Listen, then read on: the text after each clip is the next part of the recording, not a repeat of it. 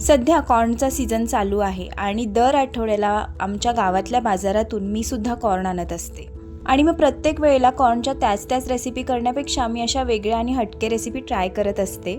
आजच्या रेसिपीसाठी मी कॉर्न जे आहेत ते आलं, लसूण आणि मिरची घालून मिक्सरला छान असे बारीक करून घेतलेले आहेत।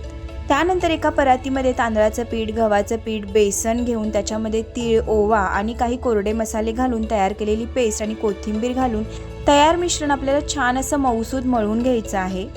साधारण 10 ते 15 मिनिटं हे पीठ जे आहे ते छान असं मुरू द्यायचं आहे।